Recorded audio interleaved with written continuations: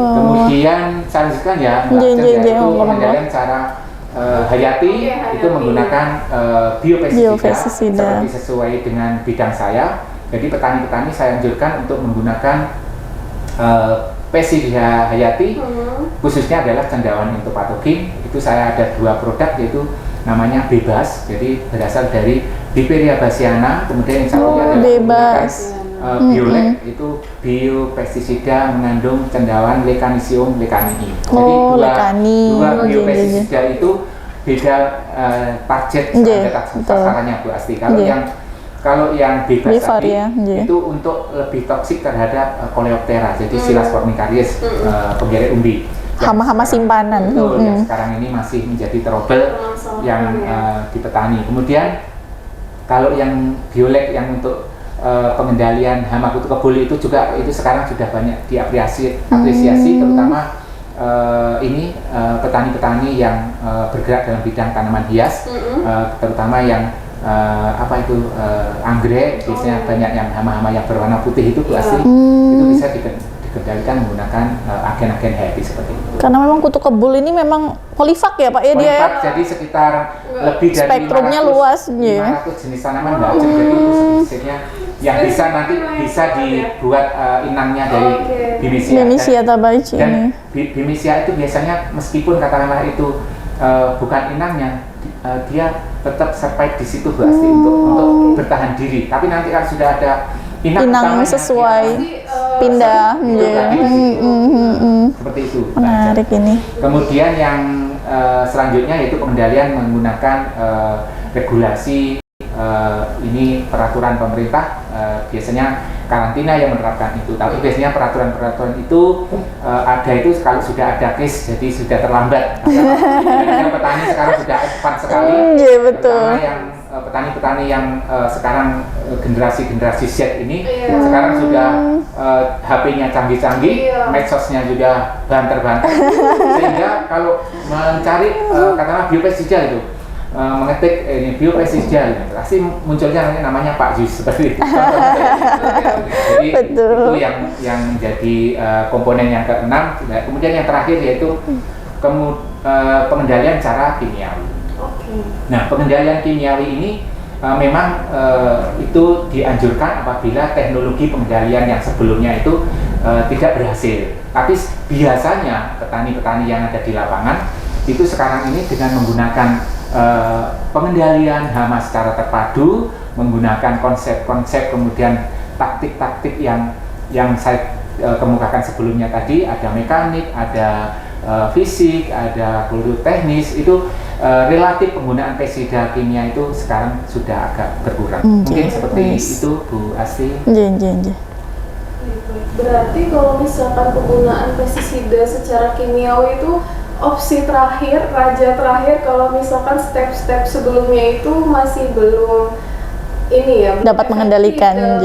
Terus ini ada pertanyaan lagi nih Pak dari saya pribadi, untuk pelaksanaannya itu dari sekian poin pengendalian hama secara terpadu, apakah dilaksanakan secara stage dari yang pertama sampai yang ke-7 atau dilaksanakan bisa secara berbarengan dari beberapa metode tadi itu?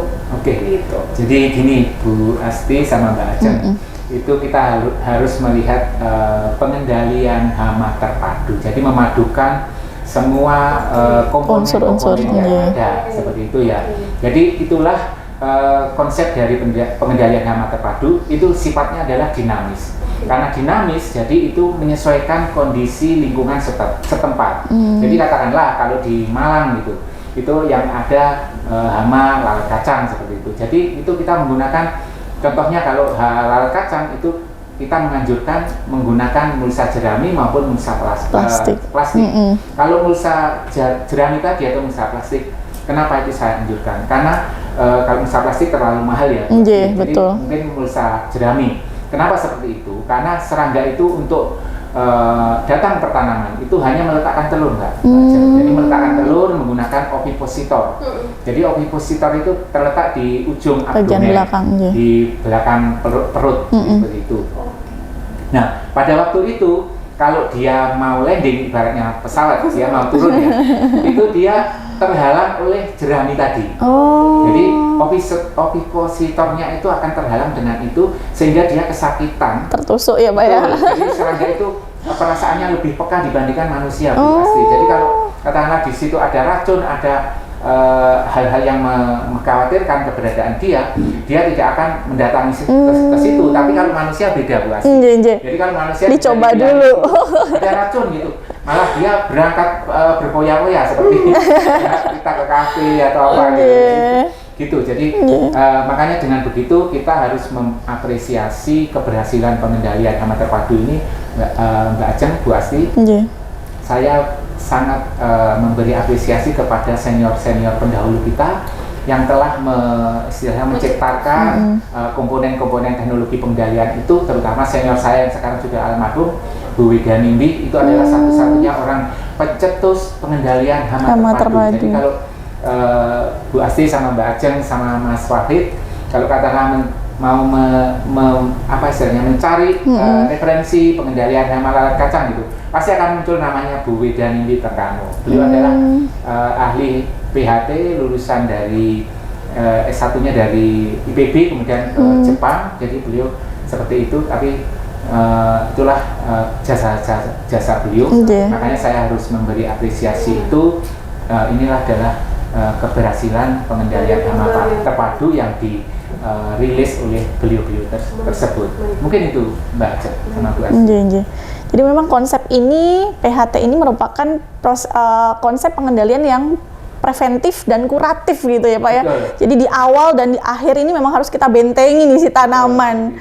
Sehingga memang serangan-serangan dari OPT ini dapat kita kendalikan dan memaksimalkan produksi dari hasil pertanian tadi ya Pak ya. Oke. Sekian sudah sampai di penghujung acara. Unik banget topiknya, kemarin bahas soal timbulnya OPT, sekarang kita gimana caranya mengendalikannya ya. Terpadu supaya alamnya lestari, terus juga hasilnya meningkat, yang pasti uang yang harus dialokasikan untuk pengendalian bisa dialokasikan. Dan tetap ya kesehatan kita juga tetap terjaga gitu ya, betul. Iya, agak shock juga ya, ternyata efek samping jangka panjang. Iya, penyakit-penyakit degeneratif ini memang sekarang banyak sekali ya Pak ya, orang-orang mulai dari obesitas gitu ya, anak-anak, terus diabetes mellitus tidak disadari oleh generasi sekarang. Pasti itu yang makanya generasi-generasi Z itu harus banyak belajar kepada pendahulu-pendahulu kita. Iya. Contohnya kalau pengendalian hama terpadu, kenapa pengendalian itu berhasil? Kalau kita refresh ke belakang, itu nenek moyang kita dulu tidak ada namanya peledakan hama itu tidak. Karena apa? Karena menerapkan keragaman tanaman di situ. Dengan begitu maka populasi musuh alami itu akan survive di situ. Betul. Sehingga tidak perlu kita beli pestisida untuk mengendalikan hama. Jadi itulah yang konsep pengendalian hama terpadu diterapkan Mbak Ajeng. Jadi efektif dan efisien, selain menjaga kualitas produk yang high profile, kemudian itu yang menyehatkan kita, kemudian terhindar dari berbagai penyakit, kemudian penyakit-penyakit yang degeneratif itu bisa kita antisipasi. Betul.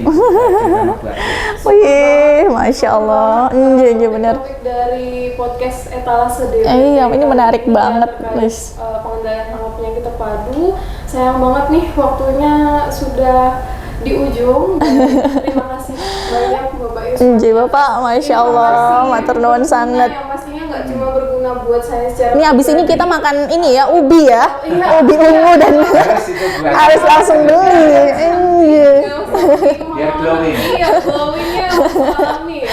Ini jadi pasti bermanfaat banget buat saya. Ilmu, betul. Buat penonton semuanya di Etalase Dasar Perlindungan Tanaman. Nah, sampai jumpa di episode berikutnya. Oke, terima kasih. Wassalamualaikum warahmatullahi wabarakatuh.